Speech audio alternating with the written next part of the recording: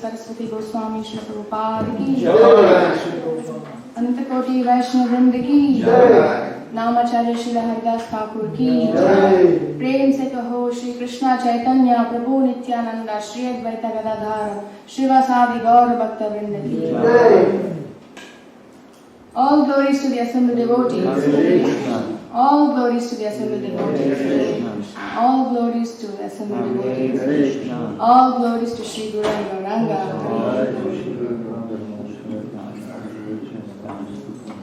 Srimati Bhakti Vedanta Swami.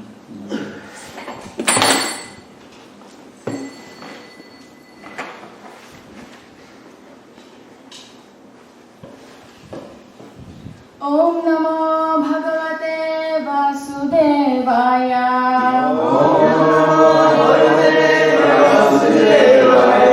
Om Namo Bhagavate Vasudevaya. Om Namo Bhagavate Vasudevaya. Om Namo Bhagavate Vasudevaya.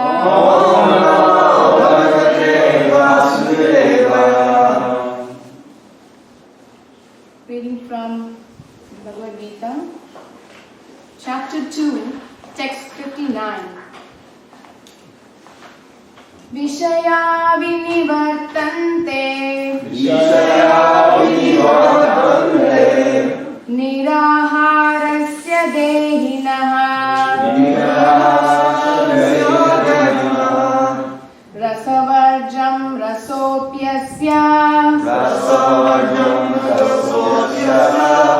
परं दृष्ट्वा निवर्तते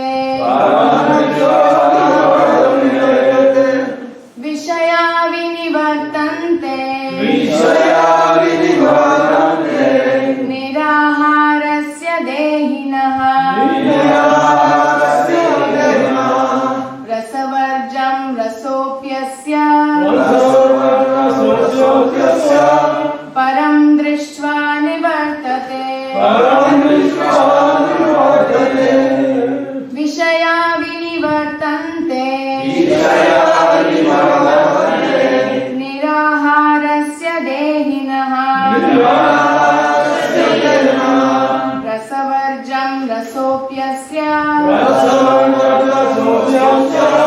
परं दृष्ट्वा निवर्तते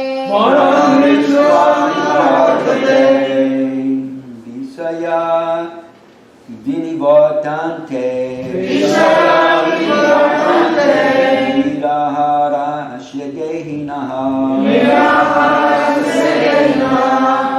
rasavarjam rasopyasya param dvistva nivartate Visaya vinivartante Niraharasya deina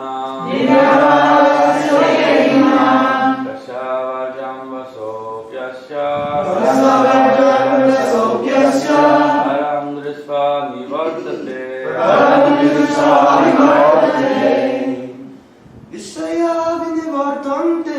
Visaya vinivartante Niraharasya dehina Rasavarjam rasopyasya Param drishtva nivartate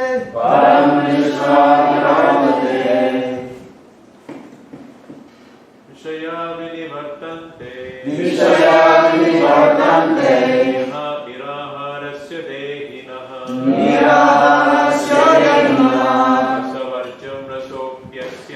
Rasavarjam rasopyasya Param drishtva nivartate Vishaya vinivartante Niraharasya dehina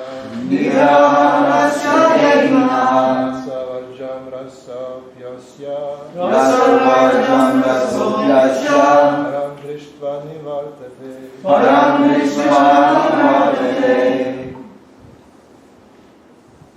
Vaishnavis.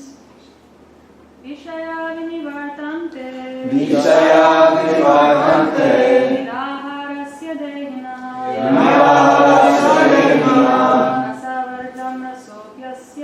Rasavarjam rasopyasya Param drishtva nivartate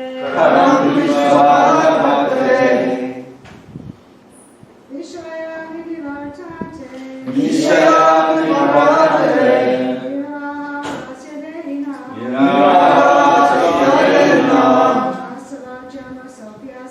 Rasavarjam rasopyasya Param drishtva nivartate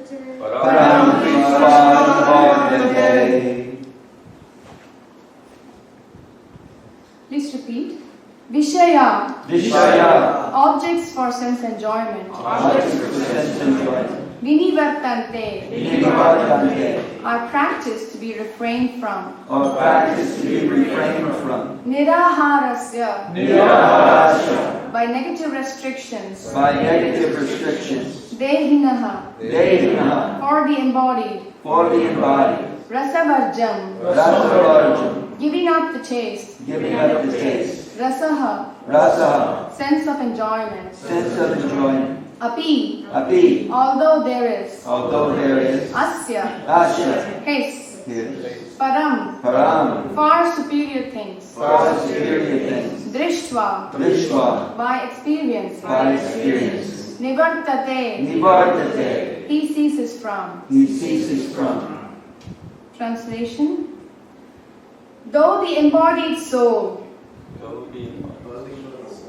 may be restricted from sense enjoyment, May be restricted from sense enjoyment. the taste for sense object The taste for sense object remains. remains. But ceasing such engagements, But ceasing such engagements, by experiencing a higher taste, by experiencing a higher taste, he is fixed in consciousness. he is fixed on consciousness. Perfect. Vaishya Prabhupada ki jai. Right. Unless one is transcendentally situated, it is not possible to cease from sense enjoyment. The process of restriction from sense enjoyment by rules and regulations is something like restricting a diseased person from certain types of eatables. The patient, however, need like such restrictions, now loses his taste for eatables. Similarly, sense restriction by some spiritual process like Ashtanga Yoga in the matter of Yama, Niyama, Asana, Pranayama, Pratyahara, Dharana, Dhyana, etc. is recommended for less intelligent persons who have no better knowledge. But one who has tasted the beauty of the Supreme Lord Krishna in the course of his advancement in Krishna consciousness no longer has a taste for dead material things. Therefore, restrictions are there for the less intelligent neophytes in the spiritual advancement of life. But such restrictions are only good until one actually has a taste for Krishna consciousness. When one is actually Krishna conscious, he automatically loses his taste for pale things. Om Ajnanaatimirandasya Jnananjana Shalakaya Chakshurunmilitam Yena Tasmai Shri Gurave Namaha Shri Chaitanya Manobhisham Stapitam Yena Bhutale Swayam Kadamaryam Dadati Swapadantikam Mukam Karoti Vachalam Bandhum Langayate Girim Yat Kripatamaham Vande Shri Gurun Dinatarinam. Reading the translation again. Though the embodied soul may be restricted from sense enjoyment, the taste for sense object remains, but ceasing such engagements by experiencing a higher taste, he is fixed in consciousness. Hare Krishna. So from this verse, we have to understand the importance of why we need to restrict ourselves from sense enjoyment. Everybody born in this material world are born with a lot of material desires. And once we indulge in an urge of the senses, then it creates an impression in our mind called as the samskaras. And these impressions in the mind, they prompt us to indulge in sense enjoyment again and again. And eventually this may become a habit, or it can also lead to addiction. And when one reaches the stage of addiction, then it is very difficult for that person to really understand the ultimate purpose of life. That is why we have rules and regulations in every religion in order to regulate our sense enjoyment. Because that's what differentiates us from animals. Because animals also do eating, sleeping, mating and defending. And humans also essentially do the same. But the difference is that humans have regulated sense enjoyment and animals have unrestricted sense enjoyment. And there is a class of philosophers in India, in Indian philosophy, called as the Mayavadis. They believe that everything in this material world is false. And so they artificially restrict themselves from any kind of sense enjoyment or worldly engagements, fearing that they would get entangled in this material world. Although giving up sense enjoyment is a measure of our spiritual stature, it is not possible to give up sense enjoyment for nothing. We can only give up sense enjoyment if we have a higher purpose or a higher taste.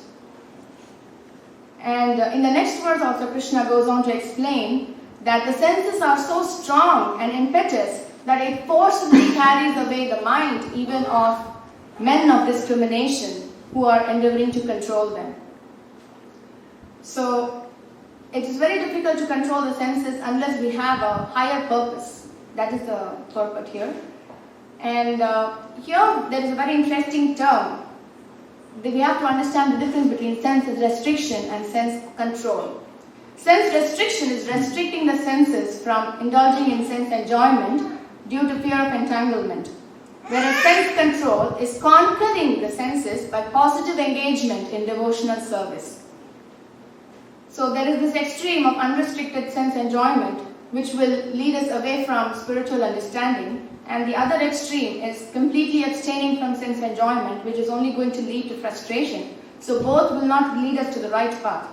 We have to choose a middle path or a balanced approach where we are also directing our sense enjoyment in the service of Krishna and engaging in devotional service, so that eventually we will get purified and lose taste for the lower material enjoyment. In the Bhagavad Gita, 3rd chapter, 6th verse, Krishna also says, Karmendriyani samyamya yaaste manasa smaran indriyartan videyatma mityachara sa uchyate. This means that one who restrains the senses of actions will eventually start dwelling on the sense objects in his mind, and he is called as a pretender. So, if we don't have a higher purpose and if we try to restrain our senses, then it is only going to make us meditate on it more. So we have to be very careful not to just restrict our sense enjoyment, whereas we have to direct it in the service of Krishna. So regulation of sense enjoyment is always preferred over complete abstinence. Even great sage and a perfect yogi like Vishwamitra Muni, who was trying to control his senses through severe types of penances and yoga practice, was misled by the heavenly damsel Menaka, and he fell down from his spiritual practice. So it is very difficult to control our senses without fully being Krishna conscious. And there is also this aspect that we have to introspect within ourselves to understand where we stand, what our propensities are, and what our desires are. And we may also have to take help from senior devotees or a guru to understand and assess where we stand. And the guru may give different instructions to different disciples based on their samskaras, their propensities, or their nature. So the guru will be able to guide us in the right path. Krishna also says in the 4th chapter of Bhagavad Gita that Tatvidhi pranipatena pariprashnena sevaya upadekshanti te jnanam jnaninas sattvadarshinaha. Just try to inquire the truth by approaching a spiritual master. Inquire from him submissively and render service to him. The self-realized souls can impart knowledge unto you because they have seen the truth. So we may not be able to understand how much of sense control we have, but a guru may be able to assess and guide us in the right path. And in the Bhakti Rasamrita Sindhu, Rupa Goswami quotes a very nice verse. Anasaktasya vishayan yatarhan upayunjataha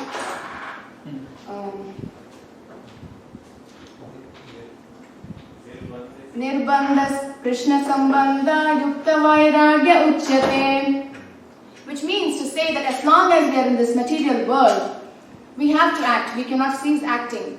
But instead of renouncing actions or things artificially, if we can act or use things in the service of Krishna, then it is called as Yukta Vairagya, or renunciation by engaging in devotional service of the Lord.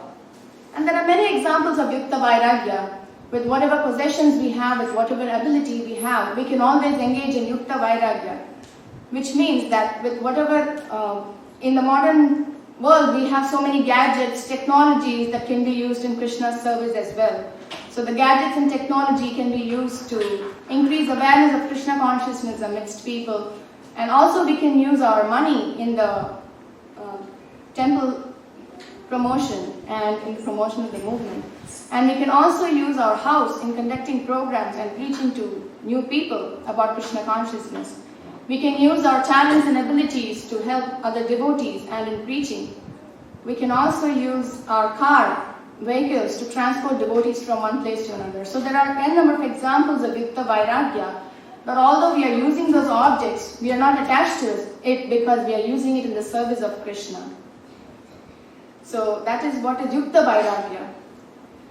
And there's a very interesting verse in the Srimad Bhagavatam, first canto, 8th chapter and 27th verse, where Srimati Kunti Devi, she says, Namo kinchana vittaya nivritta guna vrittaye atma ramaya shantaya kaivalya pataye namaha.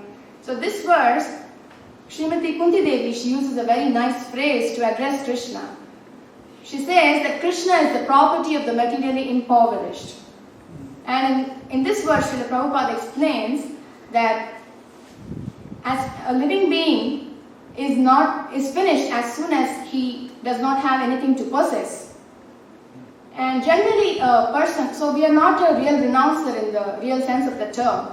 Generally a person may give up something for gaining something better. A person may give up his job for getting a better job. Similarly, a devotee also may give up sense enjoyment not for nothing but to achieve something tangible in his spiritual life. And there are many examples of this. Among the 6 Goswamis, we have the example of Srila Rupa Goswami and Sanatana Goswami, who were ministers in the government service of Bengal. And they had huge amounts of money, but they left everything and they left the material pomp and prosperity for the sake of service of Lord Krishna.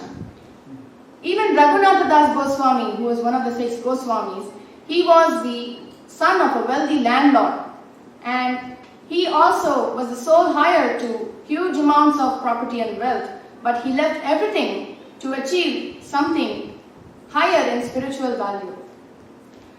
So people, devotees, really, when they are in such high mood, they are able to renounce things and easily engage in the service of Krishna.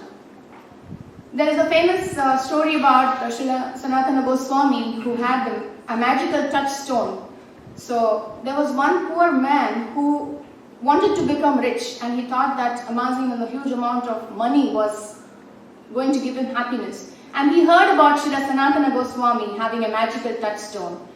So he wanted to meet Sanatana Goswami, so he went to Vrindavan. And when he met Sanatana Goswami, he saw that Sanatana Goswami was meditating. And so when he inquired from Sanatana Goswami about the magical touchstone, Sanatana Goswami very neglectfully said, "Oh, the magical touchstone must be lying somewhere in the dirt. If you search in the garbage, you may get it." And this person was really shocked that this magical touchstone is lying in the dirt. So anyway, he went and searched for the magical touchstone and he got it. So the touchstone is something that if you touch it with, it will turn into gold. And those days, measure of someone's wealth was with how much gold he possessed. So this person was very happy that he found the magical touchstone, and he thought that he's going to become very rich. But he was also perplexed why Sanatana Goswami was not interested in the magical touchstone. So he was thinking in his mind that means that he must be having something more valuable. So he inquired from Sanatana Goswami what he possessed that he was not interested in the magical touchstone. And then Sanatana Goswami goes on to explain that the devotion to Lord Krishna is more valuable than any other material possessions, because the material world is temporary, full of miseries and dualities. So all our happiness is going to be temporary. And the only thing that's going to be permanent is our spiritual relationship with Krishna. And so our devotion to Krishna is what is going to make us happy. And then he goes on further to explain about the importance of chanting Hare Krishna Mahamantra in Kali Yuga. And so this person who was interested in the magical touchstone, he also left the magical touchstone, and then he took up the devotional service and started following Sanatana Goswami. So Sanatana Goswami was in such devotion to Krishna that he was not even interested in the magical touchstone. He thought that it was of no value to him. So when a devotee comes to that stage that he is no longer interested in material hankerings or sense enjoyment, then he is said to be in full control of his senses. Even Arjuna, he wanted to renounce everything, renounce the kingdom. He did not want to fight the war, and he wanted to just become a sannyasi or a renouncer, because he thought that killing his kinsmen was so bad, and he did not want to have all these things at the sake of, for the sake of getting the kingdom. He did not want it. But Krishna said, Arjuna, for your Kshatriya nature, if you become a renouncer, then eventually you will end up exhibiting your Kshatriya nature there, and you will fail very miserably as a sannyasi or a renouncer. So you better engage in the war and get the kingdom from the Kauravas. And then Arjuna, of course, fought the war, and they won the war, and they got the kingdom back. So if such great devotees like Arjuna, they were given instructions like this, then what to speak of aspiring devotees like us, who are trying to conquer our senses? It is only possible through devotional service. And in the Srimad Bhagavatam, 9th canto, 4th chapter, 18th verse, there is a very nice description about Maharaja Ambarisha, who was trying to engage all his senses in the devotional service of the Lord. Savai mana Krishna padara vindayor vachamsi vaikunta gunanu varnane karau hare mandira vajanadishu shrutim chakarachyuta satkatodaye. This means that Maharaja Ambarish, he engaged his mind in meditating on the lotus feet of the Lord. He engaged his words in describing the glories of the Lord. He engaged his hands in cleansing the temple of the Lord. He engaged his eyes in seeing the deity of the Lord, Krishna's temples and holy places of the Lord, like Mathura and Vrindavana. He engaged his ears in hearing the words spoken by Krishna and about Krishna. He engaged his sense of smell in smelling the tulsi offered to Krishna. He engaged his sense of touch in touching the bodies of devotees. He engaged his tongue in tasting prasadam of Krishna. He engaged his legs in going and visiting holy places and the temples of the Lord. And he also engaged his mind in bowing down to the Lord. In this way, he engaged all his senses in devotional service of the Lord 24 hours a day in various engagements related to the Lord. In fact, he did not even have any desire for his own personal sense gratification. We learn from Maharaja Ambarisha's life that how we can evoke our attraction and attachment towards Krishna, how we can increase our attachment and be completely free from all material desires. In the Srimad Bhagavatam, the description about how Ambarish Maharaja had conquered his senses by engaging in devotional service is given. There is this famous story about how he was fasting for Ekadashi, and on the next day he wanted to break his fast on Dwadashi. And at that time, Durvasa Muni, he came to his palace. And Durvasa Muni was offered very good hospitality by Maharaja Ambarish. And Maharaja Ambarish also offered to serve him prasadam. Before taking prasadam in those days, the sages used to take baths. So Durvasa Muni went to the river to take a bath. And while he was gone, Maharaja Ambarish, he wanted to break his fast because he was realizing that the fast breaking time was soon going to end. So he wanted to break his fast, but at the same time, he did not want to be rude to Durvasa Muni, because if you have a guest at home and if you eat before the guest, then it is considered as rude. So he did not want to be rude, but at the same time, he wanted to break his fast, because only if you break your fast, then you are considered that you have followed Ekadashi. So he took a little bit of water, and a little bit of water was not really considered as taking something, taking prasadam. At the same time, it was not considered as fasting. So it was like breaking the fast. At the same time, you have not really had any prasadam. So he took a little bit of water, and when Durvasa Muni came back from his bath, he came to know that Maharaja Ambarisha had broken his fast, and he got terribly angry. And he was wanting to punish Ambarish Maharaja. He was trying to create a demon who would go and destroy Maharaja Ambarish. But Krishna could not tolerate this because Maharaja Ambarish was such a great devotee of Krishna that he wanted to protect Maharaja Ambarish at any cost. So Krishna sent his Sudarshana Chakra, or his weapon, which looks like a wheel, he sent towards Durvasa Muni, and this Sudarshana Chakra was chasing Durvasa Muni, and Durvasa Muni, in fear of his life, was running to different planets in the universe, asking different demigods to go and help him from the Sudarshana Chakra. And finally, we went to Lord Vishnu also, and Lord Vishnu also said, "No, I cannot help you. You have to ask forgiveness at the feet of Maharaja Ambarish, who is my great devotee." So then Durvasa Muni came back to Maharaja Ambarisha and fell at his feet. And Maharaja Ambarisha, as we know, he had conquered his senses through devotional service. So he did not have any anger towards Durvasa Muni, and he forgave him. So he was more successful than Durvasa Muni, and he had really had more control over his senses. Whereas Durvasa Muni, although he was a very great yogi, he was provoked very fast and he got angry. So we understand from this story that only by devotional service one is able to conquer his senses very easily. And there is also this story about Jnana, Bhakti and Vairagya, that is knowledge, renunciation and devotion. In the Skanda Purana, in Bhagavata Mahatmya, where it describes about the importance of reading Bhagavatam, this story is given. There is this Bhakti, devotion. She had two sons, Jnana and Vairagya, knowledge and renunciation. And they were roaming about everywhere. And in due course of time, they lost their youthful bodies. They became old. But when they entered Vrindavan, devotion or bhakti, she regained back her youthful body, because that's where Krishna's pastimes were happened. And when she regained back her youthful body, she saw at her sons and they were still old. They remained old.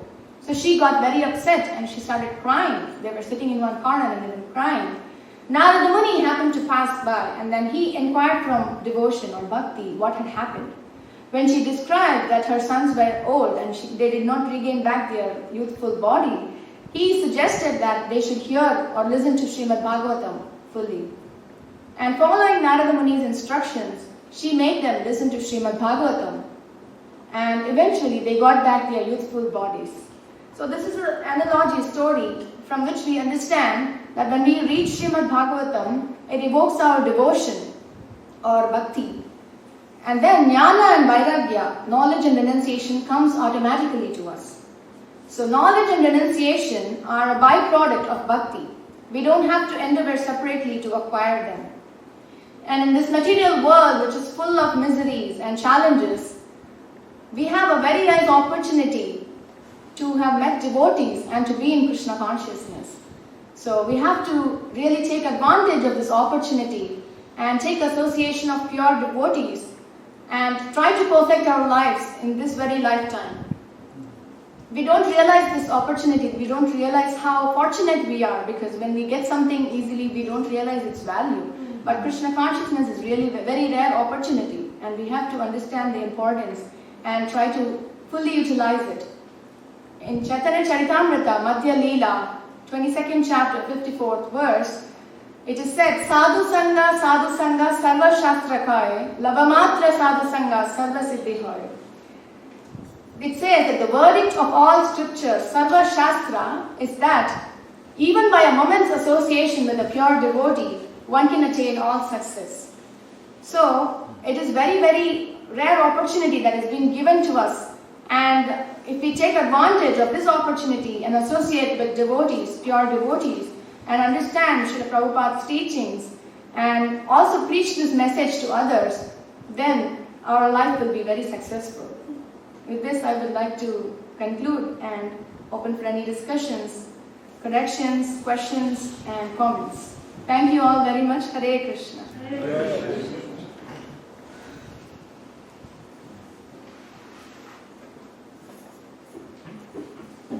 Yes, Mataji. Thank you for a very enlightening class. I was listening to your class, and again I get this message that we really have to purify our lives and renounce self-gratification if we want to get serious. But in spite of hearing so many times, why do you still run after sense gratification? Why do you keep hankering in the material? Oh, I'll get a new spouse. I'll be so happy. I'll get a new job. I'll be so happy. And so on and so forth. Why do we run after these ephemeral things in spite of hearing the philosophy over and over again? Yes, Mataji, thank you very much for the question. That is the thing that has been explained in Krishna also, that so many lifetimes of dirt is accumulated in us, and the samskaras or the impressions from the previous lives also influence us. So although we have been practicing so much of Krishna consciousness, I mean in terms of time, but we may still not be fully convinced, or we may still run after ephemeral things because of our samskaras. Samskaras play a very important role. That's why they say that from childhood it's very important to be Krishna conscious and to direct our desires to serve Krishna. That is one thing. Of course, we can take up to Krishna consciousness at any age, at any time, and still we can progress. So it's a combination of our samskaras, it's a combination of how we take advantage of the association of pure devotees, and how much of enthusiasm we show in listening to Srila Prabhupada's instructions and instructions from pure devotees.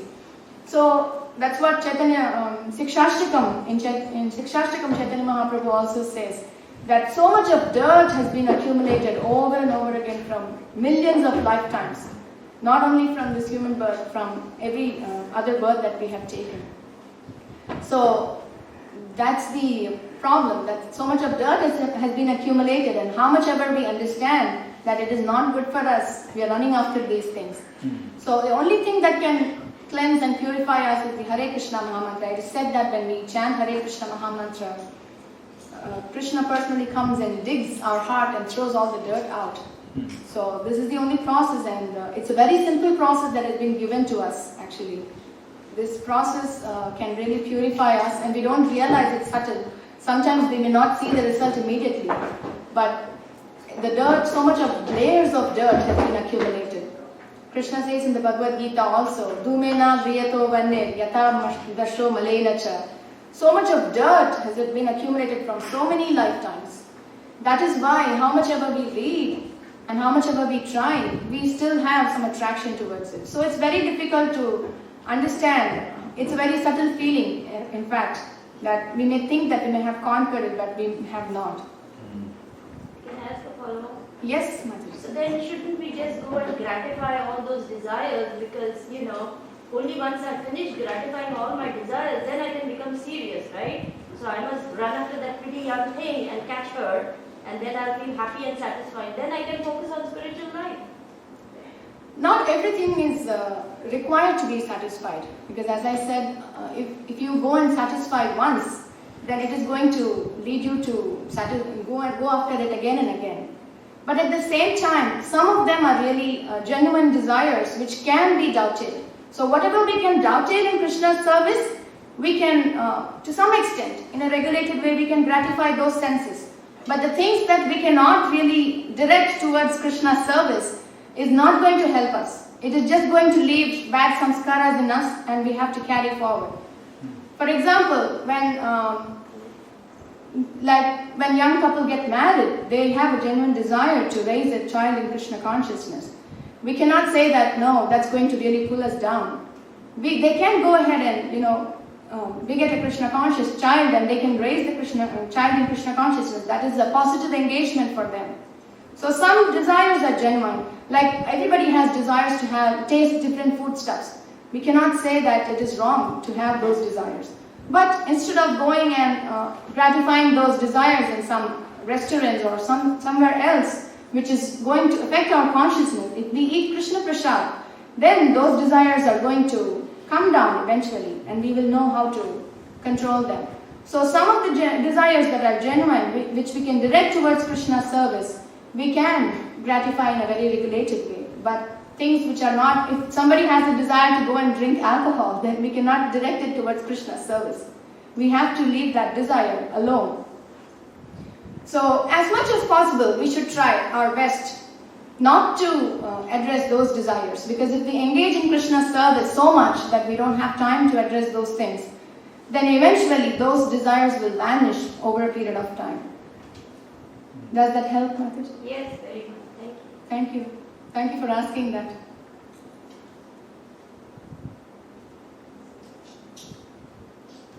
Any other questions or comments? Yes, No one Mataji. else is asking. Can I ask one more? Sure, Mataji, go ahead. So then, what is the role of the spiritual master as we are sojourning through life?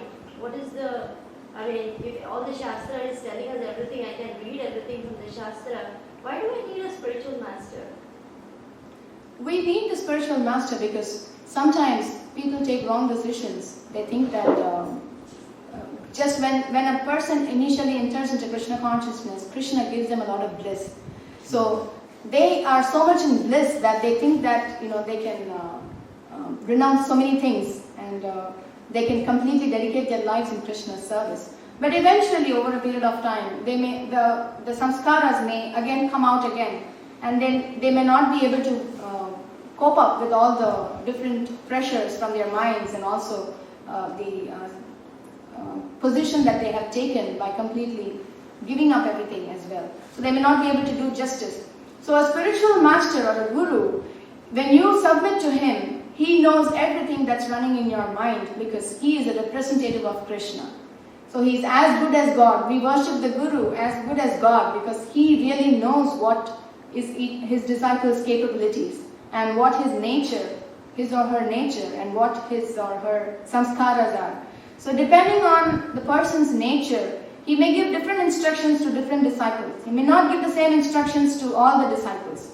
So that is why we need the spiritual master or the guru to introspect inside us and to guide us in the right path, to assess what we might be able to take, what we might not be able to take. So he will, to some men he may say that become brahmachari, but to some other men he may say no, you become a grihastha.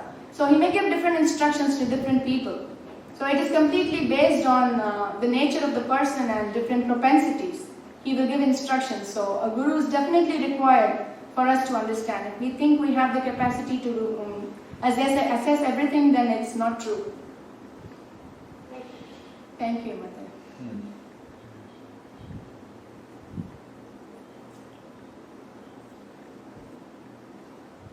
Any other questions or comments? Thank you all very much for the patient listening and the opportunity to speak. Vanchakalpatarubhyascha kripasindhubhya eva cha patitanam pavanebhyo vaishnavebhyo namo namaha.